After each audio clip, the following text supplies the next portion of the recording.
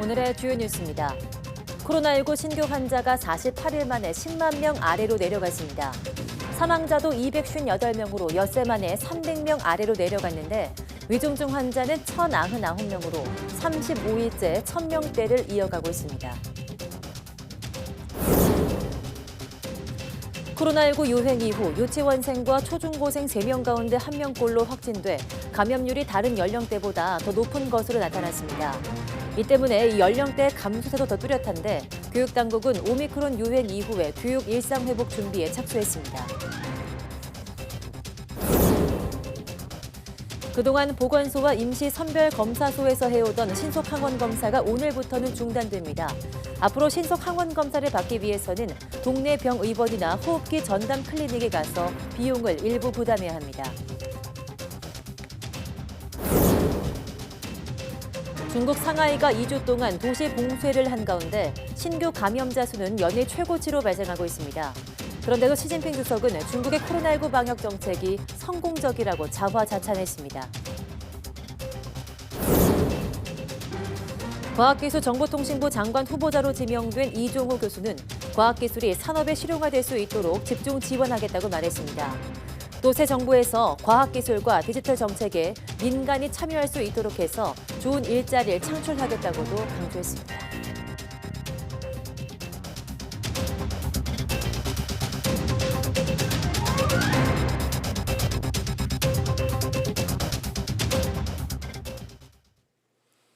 네, 여러분 안녕하십니까? 4월 11일 사이언스 투데이입니다. 코로나19 신규 환자가 48일 만에 10만 명대 아래를 기록했습니다. 오늘 0시 기준 확진자는 9만 928명으로 전날보다 7만 명 넘게 줄었습니다. 10만 명 아래 환자 규모는 지난 2월 22일 9만 9천여 명이 확진된 이후 48일 만입니다. 지역 발생은 9만 907명으로 수도권 48.8%, 비수도권이 51.2%입니다. 확산 감소세에 검사 건수가 적은 주말 영향이 겹치면서 확진자가 급감한 것으로 분석됩니다. 완만한 감소세에도 고령층 감염 비중은 높아서 피해는 잇따르고 있습니다. 숨진 환자는 하루 새 258명이 늘어서 누적 19,679명에 달합니다. 위중증 환자는 15명 줄긴 했지만 현재 1,099명으로 여전히 많습니다. 이처럼 코로나19 환자가 48일 만에 10만 명대 아래를 기록한 가운데 재택치료 환자는 112만여 명으로 집계됐습니다. 오늘 0시 기준 재택치료 대상자는 112만 1,480명으로 전날보다 10만 명 가까이 줄었습니다.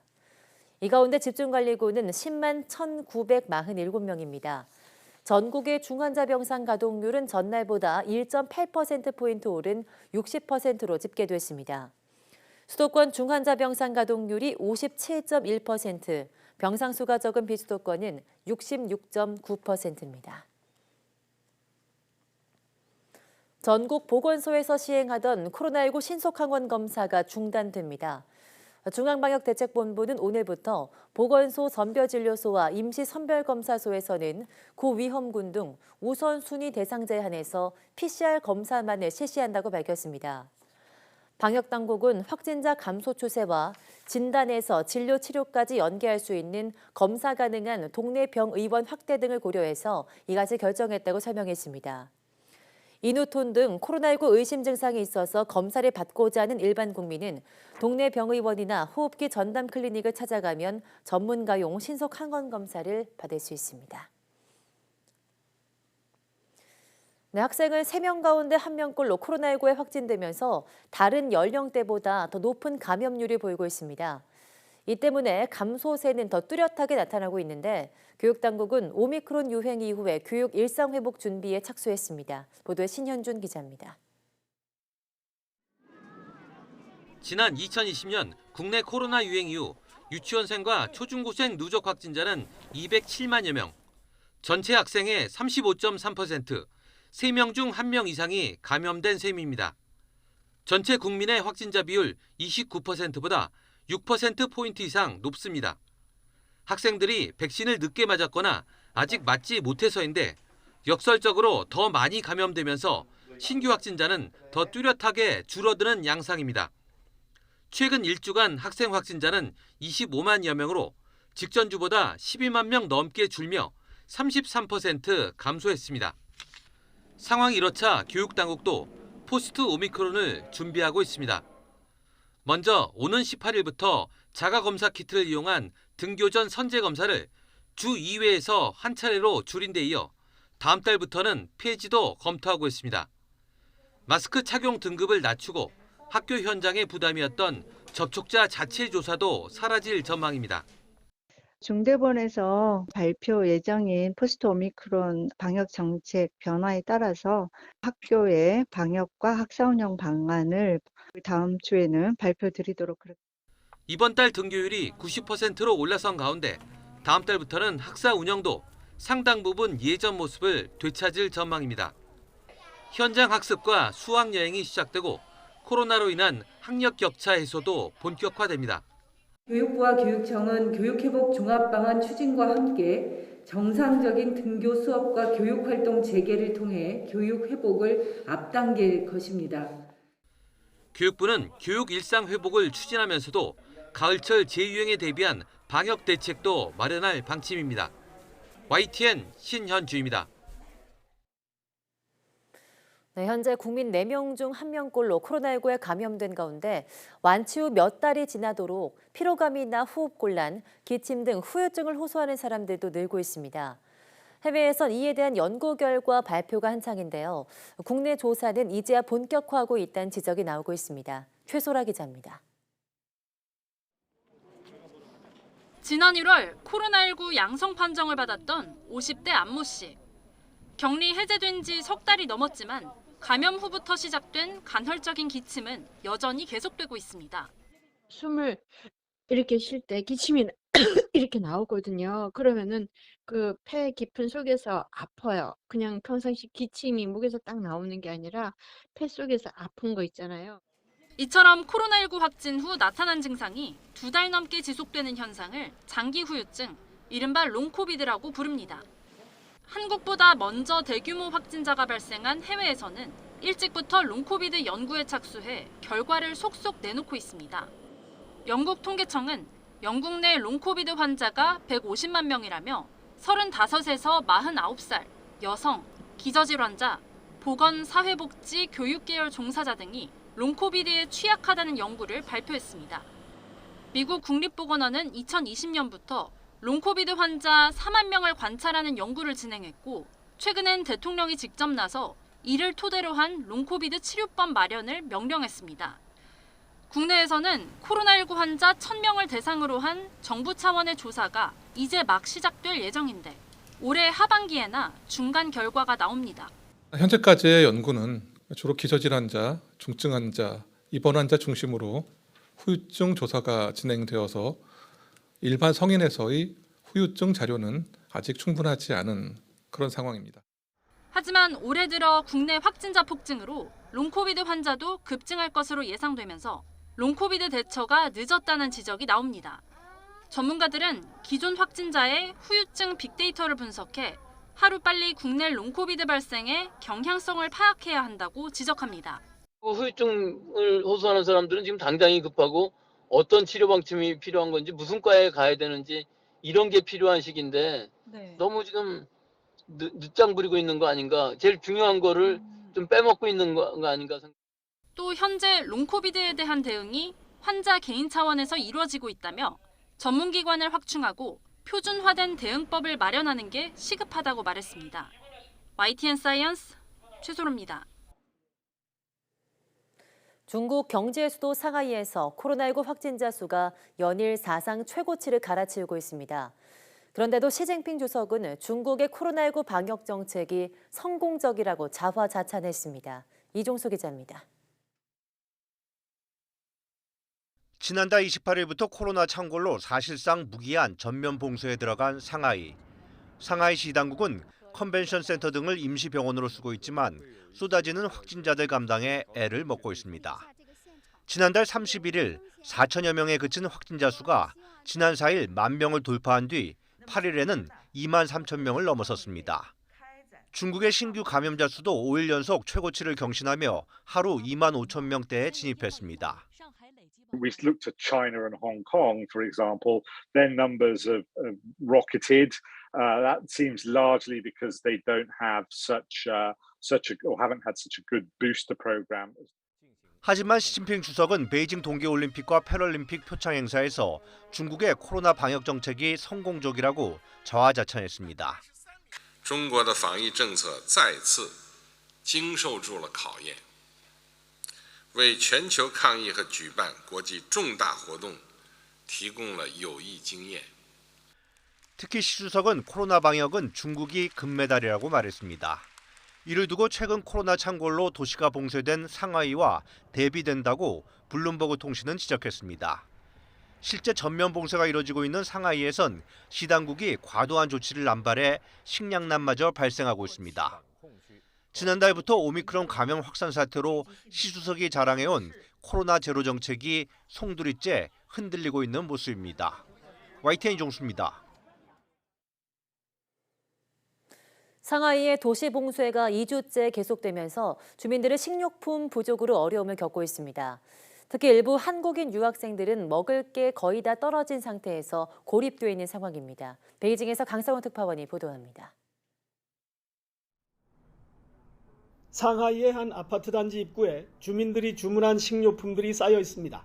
배달은 정문까지만 가능하고 이후에는 방역 요원들이 일일이 문 앞까지 갖다 주고 있습니다. 하지만 폭주하는 주문량에 비해 배송 인력이 턱없이 부족해 식료품 공급이 제대로 이루어지지 않고 있습니다. 2주일의 격리 기간 동안 주민위원회가 주는 채소 몇 가지만 받은 경우가 허다합니다. 특히 예고 없이 격리를 당한 현지 유학생들의 고통은 클 수밖에 없습니다. 조리기구도 없는 방에서 혼자 자취를 하는 일부 유학생들은 먹을 것이 거의 다 떨어진 상태입니다. 배송할 인원이 없어가지고 물건은 있는데 배송이 안 되는 상황이라 교민들끼리 물무교환으로 요리해먹는 사람이랑 라면이랑 이런 것들도 바꾸고 물이나 음료랑도 바꾸고. 상하이 총영사관과 한인회가 나섰지만 도시 전체가 봉쇄돼 꼼짝도 못하기는 마찬가지입니다. 이런 격리 생활이 언제 끝날지 모른다는 게 더 불안합니다. 대다수 학생 입장을 들어보면 식량, 물, 그다음에 정신적인 건강, 한국에 돌아가고 싶은데 교통편이 없다. 이 문제가 가장 두드러지게 나오고 있더라고요. 상하이의 한국인 유학생은 2천여 명, 이 중 약 300명이 자취를 하면서 나홀로 격리를 견뎌내고 있는 것으로 추정됩니다. 청와대 국민청원 게시판에는 상하이 유학생들을 국내로 데려올 수 있게 해달라는 청원이 제기됐습니다. 베이징에서 YTN 강성웅입니다.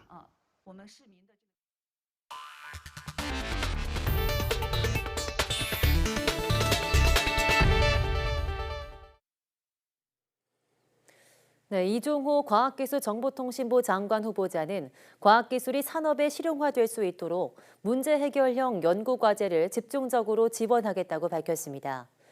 이 후보자는 서울 광화문 우체국에 마련된 인사청문회 준비 사무실 첫 출근길에 기자들과 만나 산업 전반에 과학기술이 어떻게 연결되어 있는지 살피고 지식이 축적된 산업과 이해관계된 과학기술을 개발해서 문제 해결형으로 산업에 연결될 수 있도록 노력하겠다고 밝혔습니다.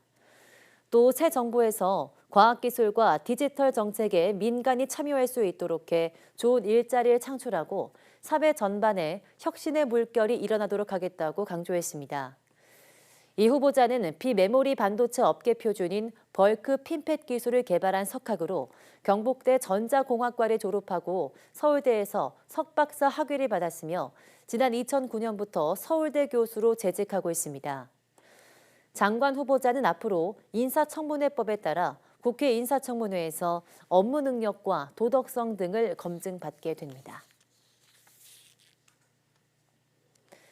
네, 강원 양구 지역에서 이틀째 산불이 이어지는 가운데 산림당국이 헬기 30여 대를 투입해 진화를 벌이고 있습니다. 최병암 산림청장은 오늘 오전 산림청과 육군 헬기 등 30여 대와 진화 인력 1,400여 명을 투입했다고 밝혔습니다. 어젯밤 강한 바람으로 민가 주변까지 번진 불은 산림당국이 산불 3단계를 발령하고 33번 국도 주변으로 인력 500여 명을 투입하면서 방어에 성공했습니다. 인근 주민 50여 명도 한때 대피했지만 현재는 2가구 4명만이 대피한 상태입니다. 산림당국 정밀 측정 결과 현재 산불 영향 면적은 500헥타르가 넘고 피해 면적도 최소 300헥타르에 이르는 것으로 알려졌습니다. 이번 산불은 인근에 사는 50대 남성이 낙엽을 태우다 발생한 것으로 드러났습니다. 경북 군위군 3군 유사면에서 시작된 산불이 이틀째 계속되는 가운데 군위군에도 진화 헬기가 대거 투입됐습니다. 산림당국은 오늘 오전 6시쯤 해가 뜨자마자 헬기 39대와 산불 진화대원 600여 명을 차례로 투입해 본격적인 진화에 나섰습니다. 하지만 화재 현장에 경사가 심하고 암석이 많아 진화 작업에 애를 먹고 있습니다. 이번 산불로 주택 등 건물과 인명피해는 없는 것으로 파악됐지만 지금까지 산림 163헥타르가 소실된 것으로 추정됩니다. 앞서 어제 오후 1시 10분쯤 군위군 삼국유사면 옥녀봉에서 산불이 났습니다. 불은 순간 최대 풍속 10m가 넘는 강풍을 타고 빠르게 번지면서 산림당국이 산불 2단계를 발령했습니다. 네, 폐가전 제품은 알고 보면 금과 같은 비싼 금속이 다양하게 들어있는 도시의 광산이라고 할 수 있죠. 관건은 이 귀한 금속들을 얼마나 많이 회수하냐인데요. 국내 연구진이 폐기물 안의 금을 99%까지 추출할 수 있는 특수 소재를 개발했습니다. 김진두 기자입니다. 스마트폰의 기판 안에는 고가의 금속과 히토류 등이 들어있습니다. 이 기판들을 녹이면 검은색의 폐기물 용액이 만들어지는데 이 안에 들어있는 금을 비롯한 귀금속을 회수하는 기술이 바로 도시광산 기술입니다. 화학적 처리나 나노물질을 이용한 방법이 많이 사용되고 있는데 문제는 효율입니다. 국내 연구진이 고안한 방법은 특수한 구조를 지닌 흡착 소재를 만드는 데서 시작합니다. 고분자 물질을 방울방울 경화제 안에 떨어뜨리자 흰색의 둥근 캡슐이 만들어집니다. 딱딱한 껍질 안에 많은 공간을 지닌 마치 과일을 연상하게 하는 구조를 지닙니다. 캡슐 내부에 금에만 반응하는 물질을 집어넣어 금 이온만 내부에 모이도록 한 것입니다. 자몽의 구조처럼 겉표면은 캡슐처럼 껍질이 존재하게 되어 있고 안쪽에는 다공성 구조로 할 수 있는 구조를 개발할 수 있다면 금 이온만을 선택적으로 내부에서 추출할 수 있는 소재를 개발할 수 있지 않을까라는 생각에서 소재 개발을 시작하게 됐습니다. 스마트폰 폐기물 용액 안에는 14개의 금속 이온이 존재하지만 신소재는 금 이온만 뽑아냅니다. 전자 폐기물 추출 용역에서 이렇게 금이 나왔습니다. 금 회수율은 99.9%. 만일 100의 금이 이 용액 안에 존재한다면 99.9를 회수할 수 있는 세계 최고 수준의 기술입니다. 특히 소재 내부의 물질을 바꿔주면 금 외에도 다른 금속을 선택적으로 회수할 수 있습니다. 저 구조체 자체를 어떤 소재의 어떤 타겟으로 하는 유가금속의 플랫폼 기반의 어떤 소재라고 볼 수 있거든요. 그래서 내부에 들어있는 저희가 목표로 하는 회수하고자 하는 히토류라든가 다양한 금속들에 맞춰서 기능기를 도입한다면은 간단한 방법으로 세계 최고 수준의 금 회수율을 보여준 이번 연구는 화공 분야 국제학술지인 화학 엔지니어링 저널에 게재됐습니다. YTN 김유두입니다. 네, 카를 네함머 오스트리아 총리가 오늘 모스크바에서 푸틴 러시아 대통령을 만납니다. 러시아가 우크라이나를 침공한 이후 처음으로 서방 국가 지도자가 푸틴 대통령을 대면하는 것이어서 회담 결과에 관심이 모아지고 있습니다. 김원배 기자가 보도합니다.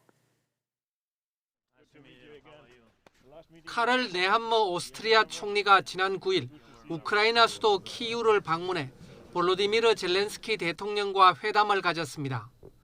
Meine größte Hochachtung vor der Regierung, aber auch vor den Menschen, die in der Ukraine ihr Vaterland so verteidigen. 네함머 총리는 오늘은 모스크바를 방문해 블라디미르 푸틴 러시아 대통령을 만날 예정입니다.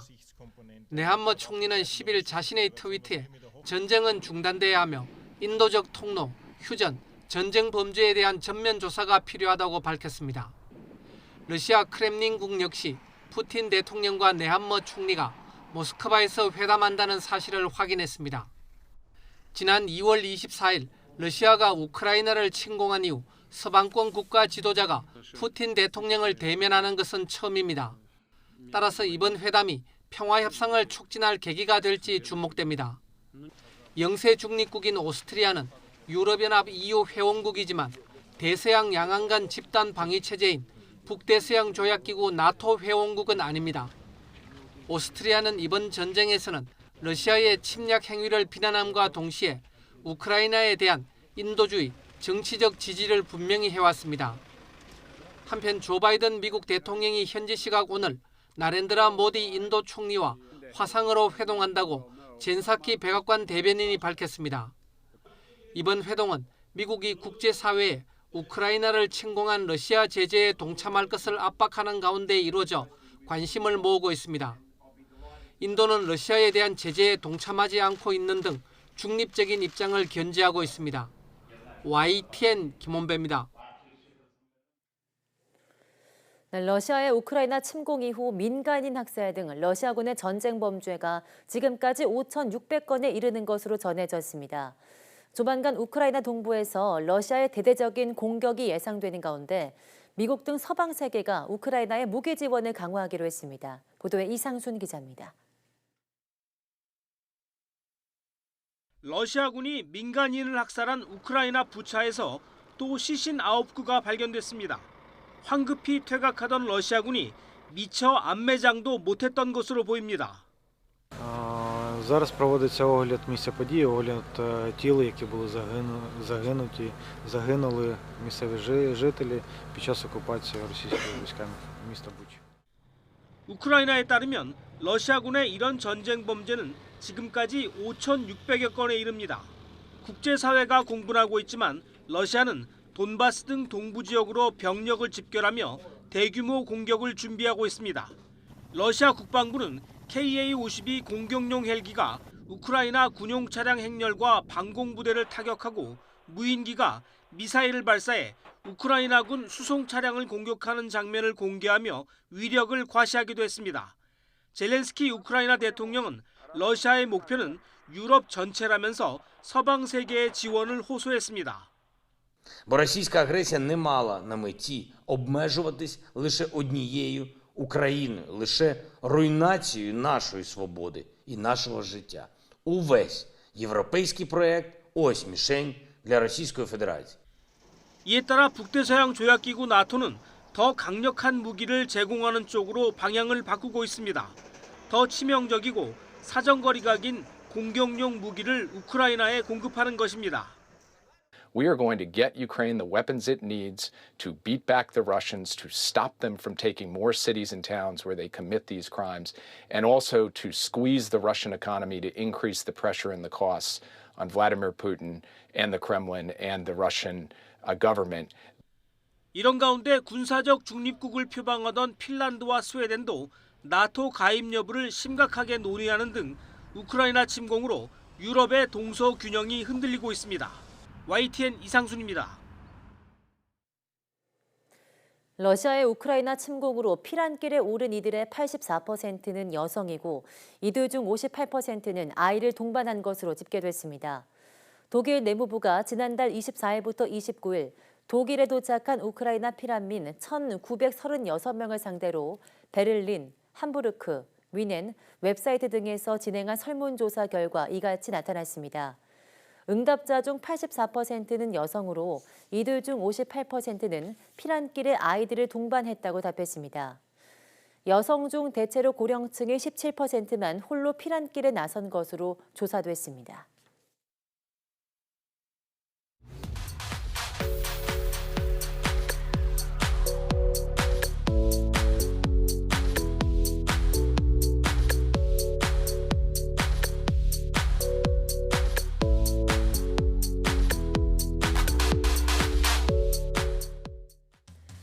노년층이 가장 걱정하는 질병 중 하나가 바로 알츠하이머, 치매입니다. 70대 10명 중 1명이 치매를 앓고 있을 정도로 고령화 시대 심각한 사회 문제가 되고 있는데요. 오늘 오후 사이언스데이 내문보고서에서는 치매의 원인부터 예방법까지 다양한 이야기 나눠보겠습니다. 많은 시청 바랍니다. 함께해 주신 여러분 고맙습니다.